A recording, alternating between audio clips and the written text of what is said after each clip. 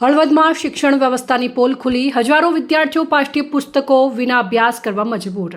હળવદની model સ્કૂલમાં વિદ્યાર્થીઓ પુસ્તક વગર ભણે છે। શિક્ષણ તંત્ર સામે ઉઠ્યા સવાલ।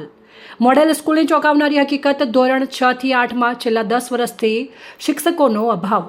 હળવદની 38 ગ્રાન્ટેડ નોન ગ્રાન્ટેડ શાળાઓમાં પાઠ્યપુસ્તકોનો ગંભીર અભાવ। 4400 વિદ્યાર્થીઓ અસરગ્રસ્ત। ધોરણ 9 થી 12ના 4400 વિદ્યાર્થીઓનું શિક્ષણ કાર્ય ખોરવાયું। પુસ્તકો વગર ભણતર ચાલુ। પ્રવેશોત્સવના દાવા વચ્ચે હળવદમાં વિદ્યાર્થીઓના ભવિષ્ય સાથે ચેંડાના આક્ષેપ। શિક્ષકો નથી, પુસ્તકો નથી। હળવદની શિક્ષણ વ્યવસ્થા પર ગંભીર પ્રશ્નચિહ્ન। વિદ્યાર્થીઓને પાઠ્યપુસ્તકો નહીં મળતા વાલીઓ અને શિક્ષકોમાં ભારે ચિંતા। હળવદમાં શિક્ષણ વિભાગની બેદરકારીનો ભોગ બન્યા હજારો વિદ્યાર્થીઓ। ભણતર કાગળ પર, હકીકતમાં પુસ્તકો વગર શિક્ષણ। હળવદમાંથી ચોંકાવતો અહેવાલ। એક તરફ પ્રવેશોત્સવ, બીજી તરફ પાઠ્યપુસ્તકોનો અભાવ। સરકારના દાવા સામે સવાલ। હળવદના વિદ્યાર્થીઓ માટે શિક્ષણ સંકટ, તંત્ર ક્યારે જાગશે? મારું નામ ભટ્ટ સ્મિતાબેન શશિકાંતભાઈ છે અને હું એલએન મહેતા ગર્લ્સ હાઈસ્કૂલમાં એઝ એ પ્રિન્સિપાલ ફરજ બજાવું છું। બેન, પાઠ્યપુસ્તકો આવે નથી, કયા ધોરણના નથી અને કેટલા સમયથી સત્ર ચાલુ થયું?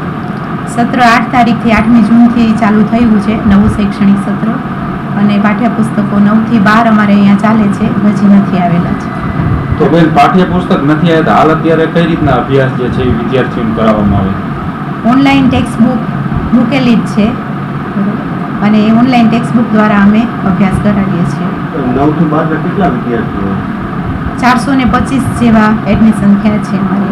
અને એ માહિતી પણ મળી રહી છે કે સંસ્થા દ્વારા કઈ સ્કૂલ બદલાવવાની છે, તો શું એનું આયોજન શું છે, અત્યારે ક્યાં એ પહોંચ્યું?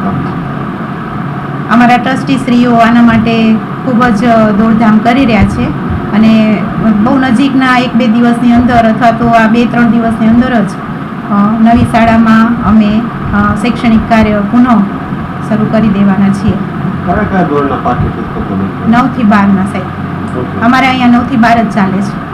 અત્યારે રાજોદરજી હાઈસ્કૂલ આચાર્ય ગૌતમભાઈ પાડલિયા। સાહેબ, નવું સત્ર શરૂ થઈ ગયું, ક્યારથી થયું અને કેટલા વિદ્યાર્થીઓ છે, પાઠ્યપુસ્તકો છે કે કેમ?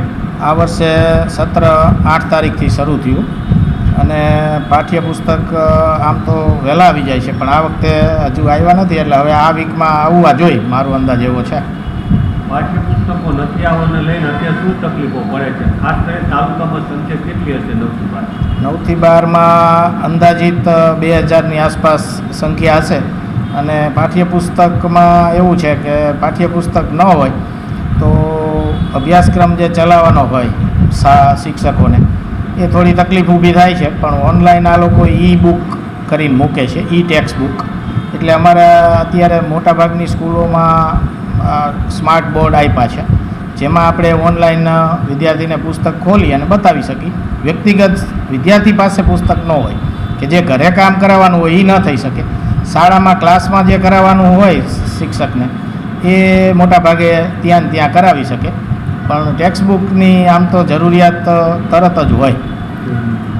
તમે કીધું ઓનલાઈન ઈ બુક્સ મેકે, તો બધી આપણે જે હળવદમાં સ્કૂલો છે, ગ્રાન્ટેડ હોય કે પછી માધ્યમિક કે ઉચ્ચતર માધ્યમિક, તો એની સંખ્યા કેટલીના બધી સ્કૂલોના ઓરડામાં સ્માર્ટ ક્લાસ ખરા? સરકારી અને ગ્રાન્ટેડમાં મોટાભાગે તમામ સ્કૂલોને સ્માર્ટ બોર્ડ આપ્યા છે, વર્ગ વાઇઝ, એટલે દરેક ધોરણ વાઇઝ પોતપોતાની શાળામાં એનું સરસ મજાની ગોઠવણ હશે જ। એટલે જે શિક્ષકો આની સાથે ટેકનિકલી બધું જાણે છે એ બધા એમાંથી એનો ઉપયોગ કરી અને મોટાભાગે વિદ્યાર્થીને નુકસાન ન જાય એવા પ્રયત્નો બધી શાળાઓ કરતી હોય છે। શું લાગે સાહેબ, કેટલા સમયમાં પાઠ્યપુસ્તકો મળી શકે? અંદાજિત આ વીક સુધીમાં આવવા જોઈએ, કેમ કે પ્રવેશ ઉત્સવ 23 તારીખથી શરૂ થાય છે, એ પહેલાં પુસ્તકો સપ્લાય થઈ જશે, આવો અંદાજ છે મારો। અહેવાલ મયુર રાવલ, સંબંધ ભારત ન્યૂઝ, હળવદ।